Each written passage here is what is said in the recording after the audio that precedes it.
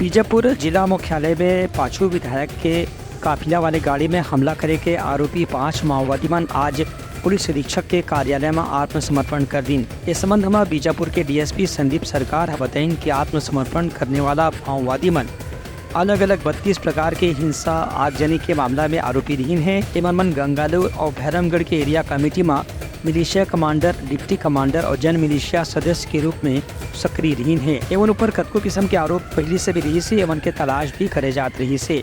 आत्मसमर्पण करने वाला नक्सली मंडला पुनर्वास नीति के तहत 25-25 हजार रुपए के प्रोत्साहन राशि दे गए है। जिला बीजापुर में चलाए जा रहे माओवादी उन्मूलन अभियान के अंतर्गत एसटीएफ बीजापुर एवं जिला पुलिस बीजापुर द्वारा किए जा रहे प्रयासों से गंगलूर एरिया कमेटी अंतर्गत माओवादी सदस्य गुड्डू ताती, पाइकू हेमला, सन्नू ताती, संतू पोटाम एवं भैरमगढ़ एरिया कमेटी अंतर्गत सुनारू कारम उर्फ रवि ने नस्लियों की भेदभावपूर्ण व्यवहार, विचारधारा, यातना एवं प्रताड़ना से तंग आकर साथ ही छत्तीसगढ़ शासन की पुनर्वास एवं समर्पण नीति से प्रभावित होकर आज पुलिस के समक्ष समर्पण किया है। इनमें जो संतू पोटाम है 2021 से वो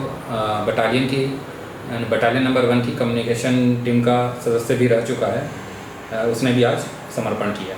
ब्यूरो रिपोर्ट उत्तराखंड न्यूज़।